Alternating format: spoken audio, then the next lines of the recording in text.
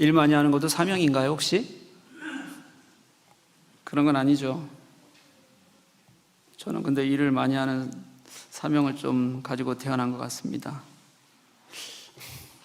교회에 처음에 집중하느라 제가 교회가 건강히 세워질 때까지는 교회 일만 하겠다 처음 개척하고 그렇게 교회를 섬겼어요. 그렇게 이제 교회가 건강하게 세워져 가면서 또 그냥 우리만 세워지면 뭐 하겠습니까? 건강하게 세워져 가는 교회의 역할을 해야 되잖아요. 그게 하나님께서 교회를 두신 이유니까. 그러면서 일이 좀 많아지는 것 같아요. 저는 어디서 이름 내는 거 진짜 싫어하는 사람입니다. 교회가 얼마나 하고 있다고 드러나는 것도 지역 외에 다른 곳에서 드러나는 게 별로 싫어요. 그래서 보고도 잘 안 해요.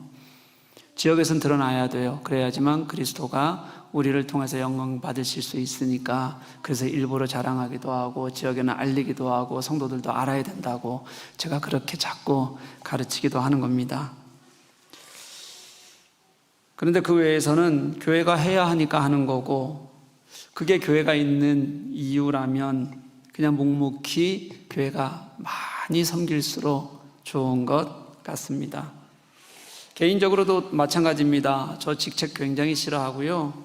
그리고 직책 싫어하다 보니까 뒤에서 일부 굳은 일을 하게 될 일이 굉장히 많습니다.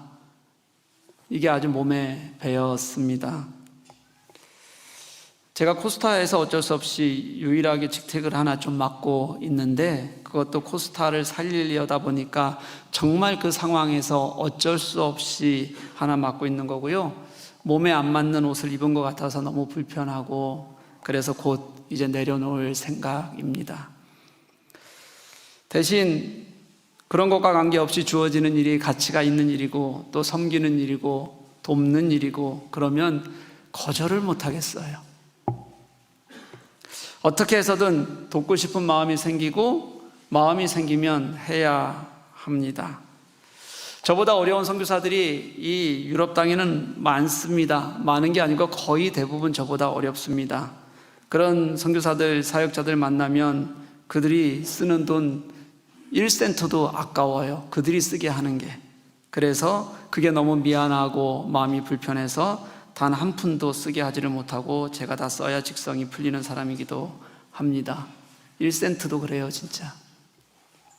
그냥 진심으로 그렇게 늘 섬겨가고 싶어서 그렇게 노력하고 있습니다. 요즘은 우크라이나를 돕는 사역들이 이런저런 일들이 제게 또 주어지고 있어서 그렇게 섬겨가고 있는 중이고요. 저는 우리 교회를 세우는 사역, 우리 성도들을 돌아보는 사역 소홀하지 않아야 된다고 생각합니다. 소홀하지 않기 위해서 애를 씁니다.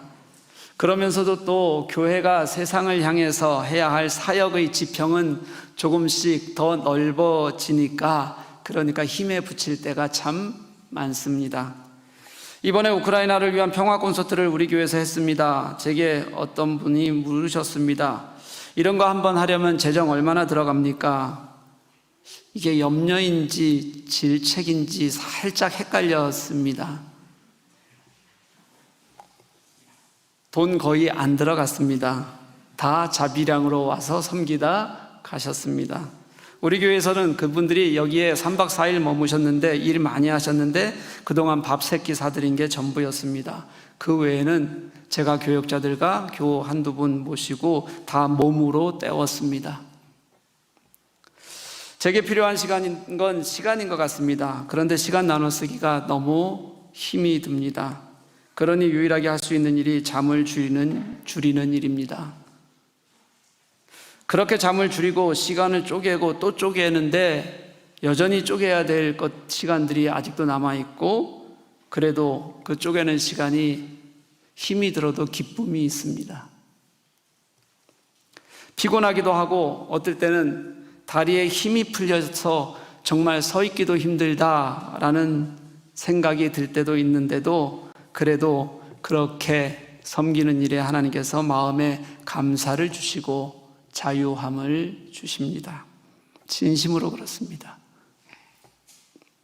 제가 왜 이런 말로 설교를 시작하냐면요, 우리 스스로에게 진심으로 한번 오늘 좀 묻고 진심으로 우리 스스로에게 좀 답하는 시간을 우리가 좀 같이 가져봤으면 좋겠다라는 생각이 들어서입니다. 오늘 12절 말씀은 이렇게 시작합니다. 너희는 자유의 율법대로 심판받을 자처럼 말도 하고 행하기도 하라. 이 12절에서 아주 중요한 지침이 하나 있고 깨달아야 할 것이 하나 있습니다. 행동의 지침은 뭐냐면 말도 하고 행하기도 하라는 거고요. 깨달아야 할 것은 무엇이냐면 우리가 자유의 율법으로 심판을 받을 수도 있다는 말입니다. 이 설명이 도대체 뭘 행해야 되는지에 대해서는 13절까지 이어지는데요. 우리가 뭘 행해야 되는지, 그리고 우리에게 심판의 기준이 되는 도구가 무엇이냐고 말씀하냐면 긍휼이라고 말하고 있는 겁니다. 오늘 본문 전체에서 가장 중요한 단어 하나를 꼽자면 긍휼이라는 단어입니다. 근데 여러분, 오늘 본문 이렇게 읽어보면 너무 어렵지 않으세요? 혹시 이해가 좀 되십니까? 무슨 말인지? 잘 안 되죠?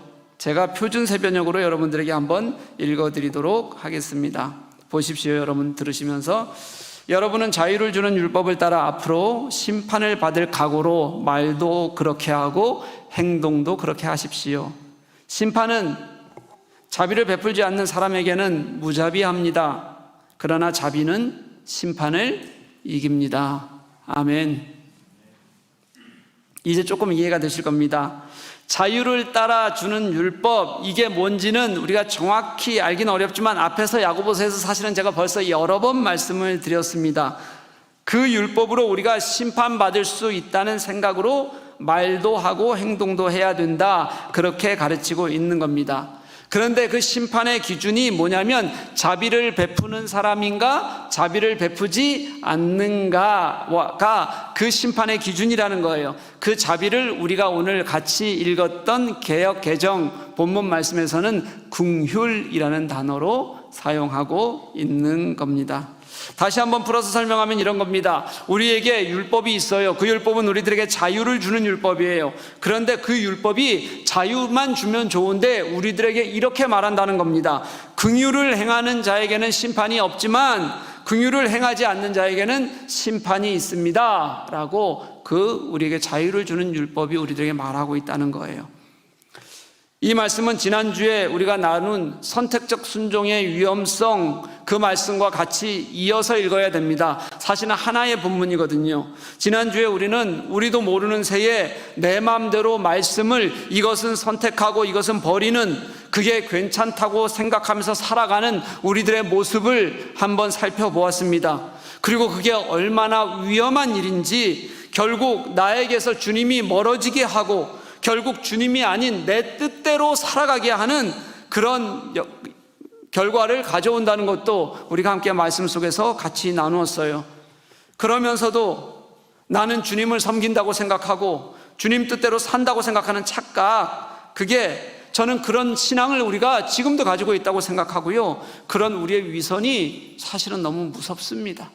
왜냐하면 그 위선이 우리 교회를 망가뜨리고 한국교회를 망가뜨리고 있거든요. 그렇게 살다가는 우리의 신앙이 진짜 왜곡되고 껍데기만 남게 될 가능성이 훨씬 크기 때문에 그렇습니다. 이런 우리에게서, 그런 선택적 순종을 살아가는 것 같은 우리에게서 구체적으로 발견되는 것이 무엇이냐면, 어떤 사람은 말도 안 하고 행동도 안 해요. 그냥 자기 혼자 신앙생활 하는 것처럼 산다는 거예요. 또 어떤 사람은 말만 하고 행동이 없어요. 행하지 않는 신앙을 사는 모습, 우리가 그런 신앙을 가지고 있다는 거예요. 선택적 신앙을 가지고 가는 사람들의 대부분의 모습 속에서 이런 것들이 보여지는 겁니다. 나는 그리스도인이다. 나는 예수를 믿는다. 나는 그 구원을 안다. 그리고 나는 때로는 그 구원에 감격한다. 그런데 그 예수를 믿고 감격하며 사는 우리가, 그런 신자인 우리가 긍휼을 향한 삶에는 우리가 빠져 있는 거예요. 그런 삶이 우리들에게 없는 거예요. 말만 하고 행동은 하지 않는다. 이게 우리의 선택적 순종이라고 보고 있는 겁니다. 야고보는 이런 선택적 순종을 하는 우리들에게 우리의 신앙을 앞에 두고 심판이라는 단어를 꺼내 들었어요. 심판. 무섭죠? 전혀 이분들이 심판을 받아본 적이 없어서 아무런 감동도 없고 무섭지도 않고, 그렇죠? 심판을 받을 수 있다는 마음으로 말해라, 그렇게 행동해라, 그렇게 우리들에게 가르치고 있습니다. 그런데 무엇으로 우리가 심판을 받는다고 하냐면 자유의 율법대로 심판을 받는다 그래요. 계속 야고보에서 보았던 거지만 한 번 더 말씀드릴게요. 자유의 율법은 우리 앞에서 자유케 하는 율법, 이렇게 쓰여지기도 했어요. 이 율법의 최고의 가치는 무엇이었냐면 사랑이었습니다. 그런데 이 사랑의 율법을 왜 자유의 율법이라고 설명하냐면요, 이 율법은 우리를 강제하거나 두려움 때문에 행하게 하는 것이 아니기 때문에 그래요. 안 지키면 벌을 받을까 봐 지키는 그런 법이 아니라 그 법을 지킴으로 내가 그리스도인으로서의 자유를 얻고 그 법을 지킴으로 감사가 생기고 기쁨이 생기기 때문에 그래서 자유케 하는 율법인 겁니다. 이 법은 우리가 구원에 이르려고 억지로 지키는 법이 아니라 이미 죄로부터 구원을 얻은 우리가 그 은혜에 감사함으로 말미암아 지키는 것이라서 그래서 자유의 율법입니다. 이 율법은 우리를 더 이상 정죄하는 것이 아니라 은혜를 아는 자들의 삶의 방향이 되고 길이 되게 하셨어요. 그 길을 따라가는 자들에게 기쁨과 자유함을 누리게 하시는 것, 그게 우리에게 허락된 자유의 율법이라고 그렇게 야고보서는 강조하고 있어요. 그런데 그 율법이 우리를 심판한다고 해요. 그렇게 우리에게 자유를 주었는데, 기쁨과 은혜를 주었는데 어떻게 우리를 심판한다? 그렇게 말하겠냐는 거예요. 여러분, 예수 그리스도의 십자가의 은혜로 우리는 구원을 받았는데 우리가 어떻게 우리를 자유하게 하지 못하겠습니까? 우린 자유해야 해요.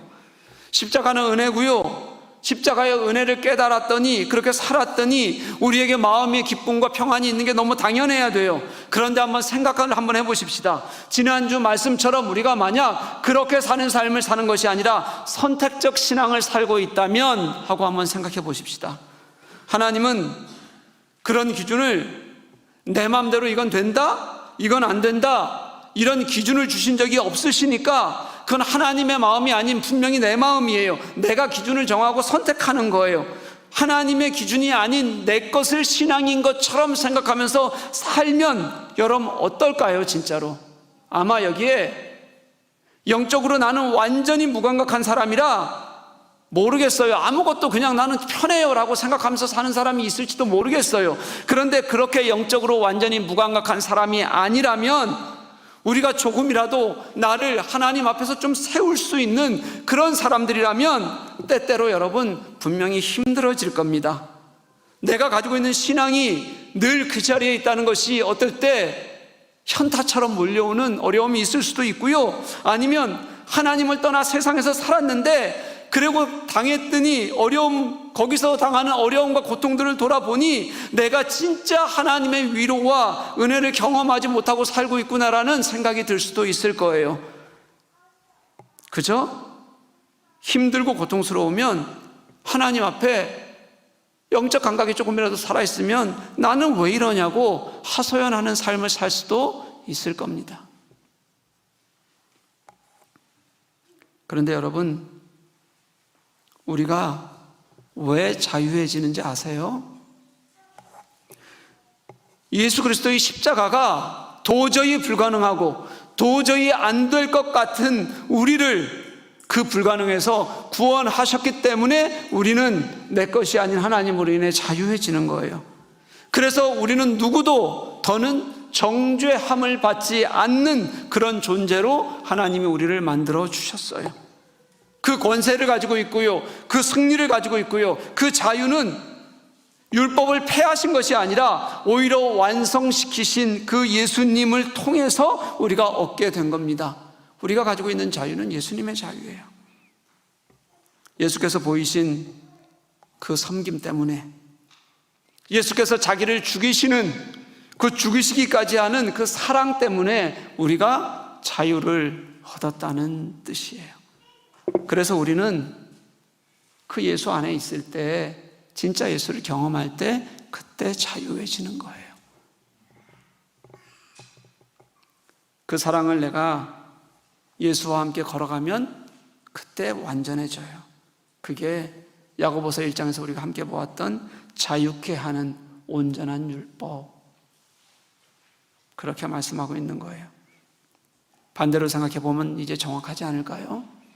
우리가 예수 그리스도의 가르침 안에 있지 않으면, 그분의 사랑하심이 내 삶 안에서 진짜 그분과 뜨겁게 우리가 함께하지 않으면, 그럼 우리는 그 자유를 누리지 못하고 잃게 된다는 뜻입니다. 자유를 주셨는데도 그 자유가 어떤 자유인지 모른다는 뜻이에요. 내가 무조건 어떤 자유를 누리는 것 같잖아요. 그 자유는 가짜 자유가 됩니다. 여전히 심판 안에 있는 것 같은 두려움이 있고, 세상에서의 욕망을 사는 사람이 느끼는 그런 불안함을 우리 속에서 버리지 못하고 가지고 있으면서 살아가는 거예요. 세상을 살아가면서 누리려고 하는 모든 것들이 우리 인간을 얼마나 더 어렵게 만들었는지, 얼마나 더 불안으로 만들어갔는지, 절망하게 만들었는지, 거기에 매여서 그것의 노예가 되게 했는지, 평생을 평안 없는 두려움 속에서 우리를 살게 하는지 여러분 경험해 봐서 다 알잖아요.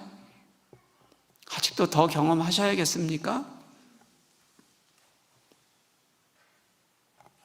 우리가 가진 걱정들이, 사람들이 정신이 다 약해지고 나약해지고 이제는 버틸 수 없게 되는 것들이, 우리가 그런 것들을 쫓아가다 만들어진 그런 우리의 모습 아니에요? 그게 우리에게는 심판이에요.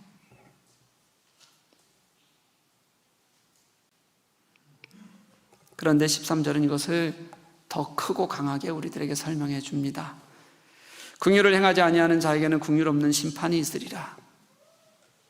긍휼은 심판을 이기고 자랑하느니라. 아멘. 누군가 긍휼을 가지고 있지 않으면 그 사람은 어떤 긍휼도 없는 심판이 그 사람에게는 기다리고 있다고 해요. 여러분 한번 생각해 보실래요?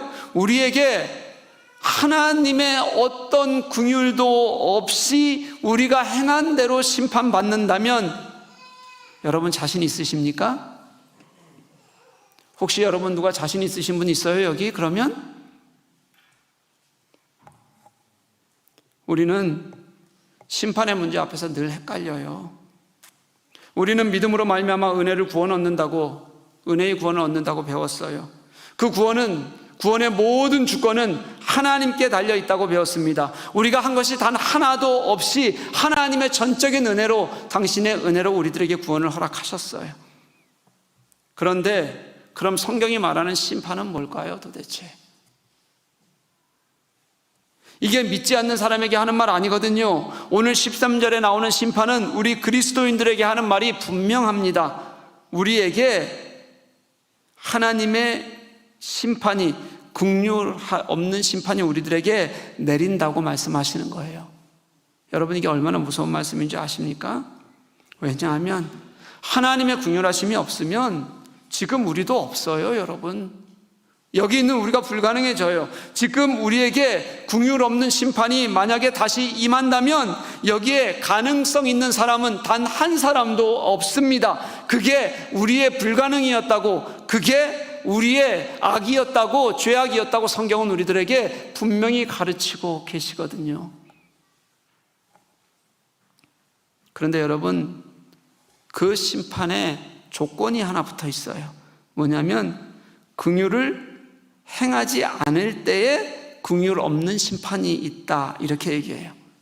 여러분 구원과 심판을 혼동해서는 안 돼요. 우리의 구원은요 전적인 하나님의 은혜로 된 거예요. 우리는 우리의 행위로 절대 어떤 구원에도 이를 수가 없습니다. 구원은 철저한 하나님의 그 은혜로만 우리들에게 주어집니다. 하지만 여러분 우리가 진짜 진정한 그리스도인으로 살아가고 있는지는 어떻게 우리가 행하는지로를 통해서만 우리가 파악할 수 있다는 거예요. 그리고 하나님께서 우리를 먼저 불러주신 이유는 우리를 통해서, 우리의 행함과 가르침과 헌신을 통해서 하나님께서 이 땅에 구속을 써 가시겠다고 우리를 먼저 불러주셨다는 것은 성경이 누누이 말하는 진리였어요. 여러분 이 행위는 마음에서 시작이 됩니다. 우리가 한 번에 모든 것이 다 바뀔 수가 없으니 처음에는 작은 것에서, 그리고 감동하는 것에서, 그리고 하나님을 알아가는 마음에서 시작하고 그 다음에 점점 커지는 거예요. 그런데 그게 마음에서만 커지는 게 아니어야 된다는 거예요. 그게 우리의 마음에만 머무는 것이 아니라 우리의 행함을 통해서 주님께서는 우리를 사용하셔서 드러나기를 원하고 계시고, 그렇게 우리들에게 명령해 주셨어요. 복음주의 신학자였던 존 스토트 목사는 그 행함에서 우리가 하나님께 이 두 가지 질문에 꼭 대답할 수 있어야 된다, 이렇게 말을 해요. 하나는 뭐냐면, 너는 죄에 대해서 어떠한가? 이 문제에서 대답할 수 있어야 된다는 거예요. 이 문제에 대답해야 내가 주님의 은혜를 진짜 얻은 사람인지를 깨달을 수가 있어요. 두 번째 질문은 뭐냐면, 너의 삶은 어떠한가로 그리스도인이라면 대답할 수 있어야 된다는 거예요. 그래야 그 대답을 통해서 하나님을 나는 더 잘 알 수 있다는 거예요.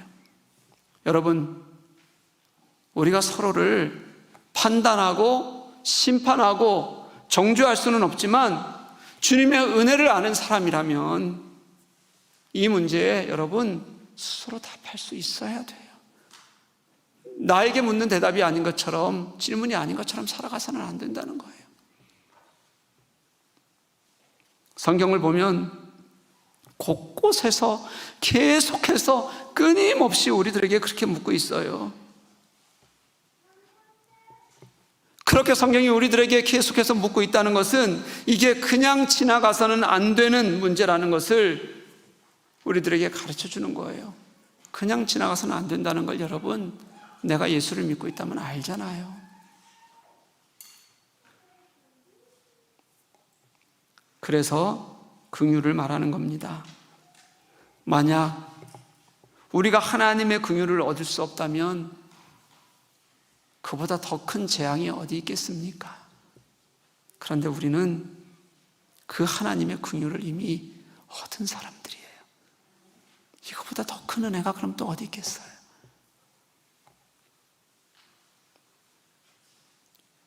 만약에 그 하나님의 긍휼이 우리들에게서 없어진다면 우리가 어떻게 이것을 감당하겠어요? 오늘 말씀은 우리들에게 이렇게 하라 그래요. 심판의 때에도 하나님의 긍휼을 얻을 수 있는 방법이 있다. 그게 뭐냐면 너희가 긍휼을 행하는 것이다. 어떻게 하라고요? 긍휼을 행하는 것이다. 이건 우리가 하나님의 긍휼을 우리가 행함으로 그 하나님의 긍휼을 살 수 있다는, 돈 주고 사듯이 살 수 있다는 그런 말이 아니에요. 우리가 긍휼을 가지고 긍휼을 행하면 그게 하나님의 긍휼을 증거하고 하나님의 긍휼이 이 땅에 드러날 수 있게 된다는 뜻입니다. 하나님의 긍휼을 우리를 통해서 보이시겠다는 뜻이고요. 그게 하나님이 우리 인간을 설계하시고 이 땅에 두신 방법이었습니다. 하나님은 여러분들을 통해서 일하시겠다고 우리들에게 말씀하셔서 우리에게 이미 당신의 긍휼을 보여주신 거예요. 이걸 13절 하반절 말씀에서는 분명하게 이렇게 기록합니다.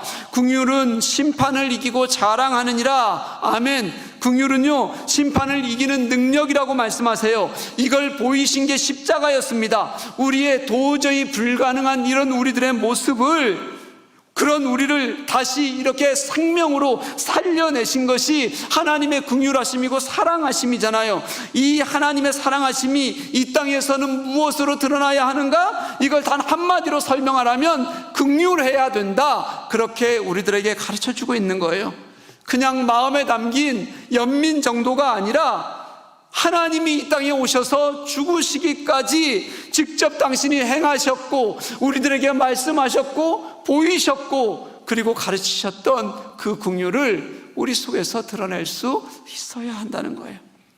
하나님이 이 땅에 직접 오시지 않았으면 우리가 이해하지 못했을 그 긍휼을 하나님이 이 땅에 직접 오셔서 우리들에게 당신이 하나하나 보이시면서 이게 살아야 하는 긍휼이라고 우리들에게 그 긍휼의 은혜를 얻게 하셨는데, 그걸 우리가 여전히 아무런 나의 것이 아닌 것처럼 살고 있는 것이 어떻게 진짜 하나님을 알고 섬기는 것이냐고 그렇게 우리들에게 대묻고 있는 거예요. 사랑하는 교회 여러분, 우리가 그 긍휼을 행할 때 주님이 우리를 얼마나 더 사랑하셨는지도 더 완전히 깨닫게 된다는 것을 아십니까? 마음으로 감격해 하는 것이 하나님의 당신의 행하심 때문에 얻은 전적인 선물이었다면, 우리가 그것을 내 삶에서 조금이라도 행해보면 그분이 행한 것이, 나를 위해서 하신 그 일이 얼마나 더 귀중한 일이었다는 것을 행해보면 더 잘할 수 있다는 걸 여러분 아십니까? 그럼 주님을 더 가까이 할 수 있다는 걸 아시냐고요.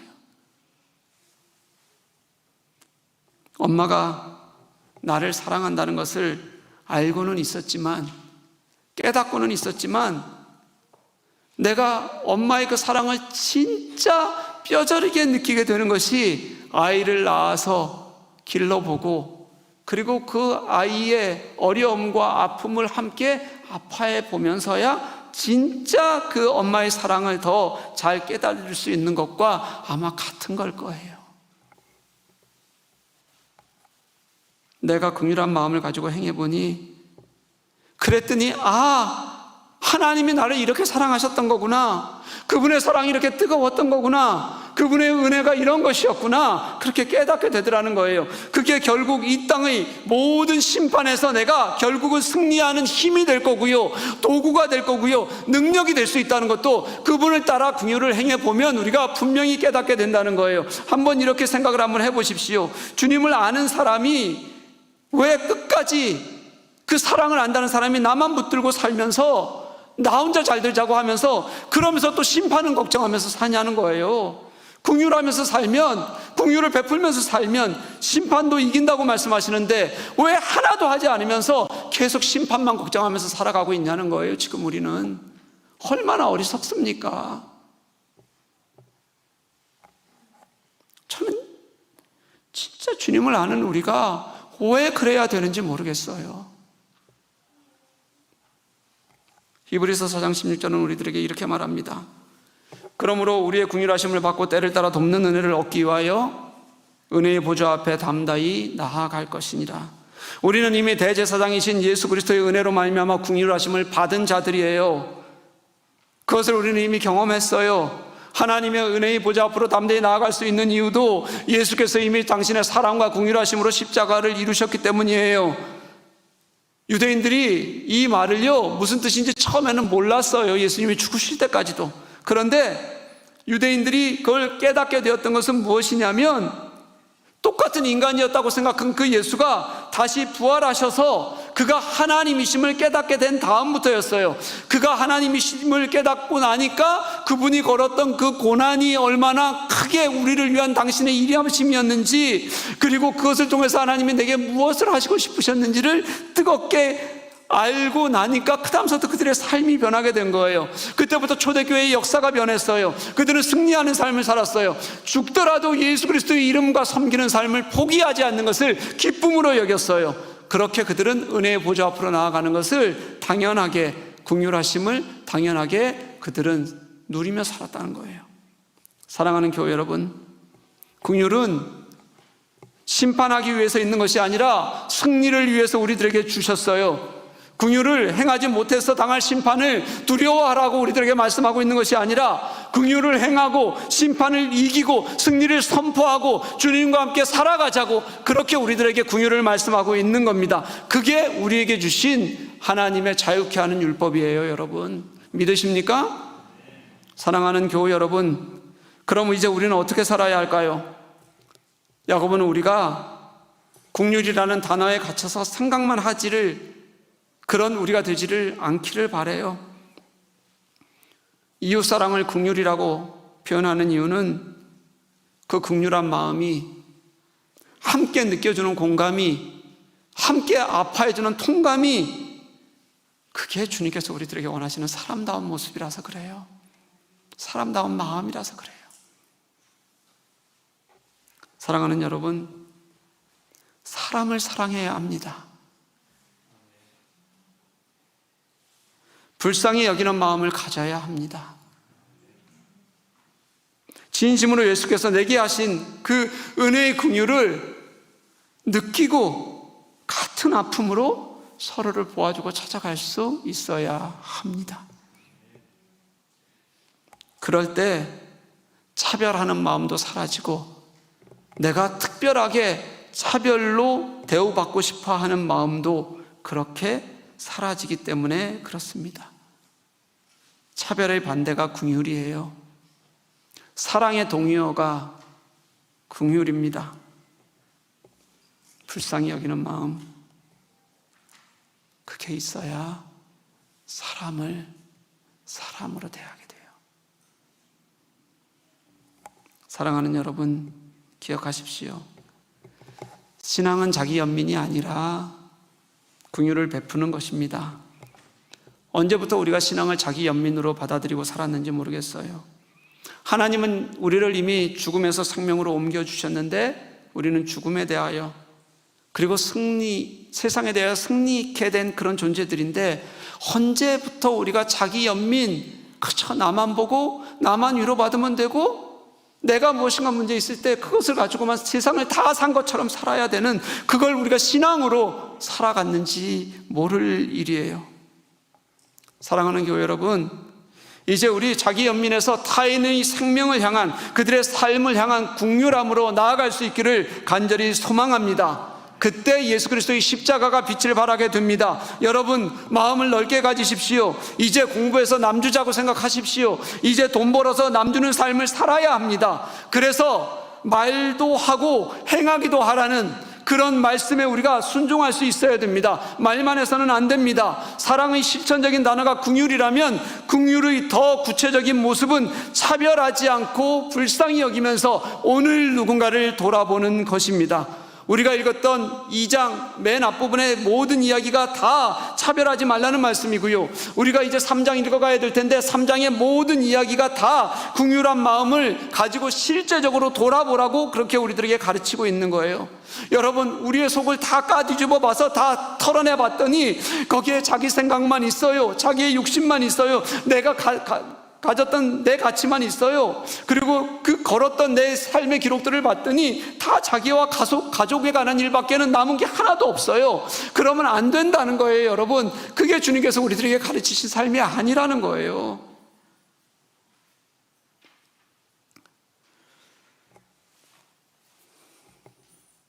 다시 한 번만 기억하십시다.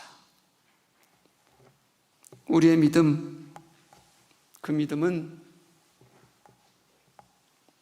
하나님 앞에 행하는 순종으로 보여지고 드러나게 되어져 있습니다.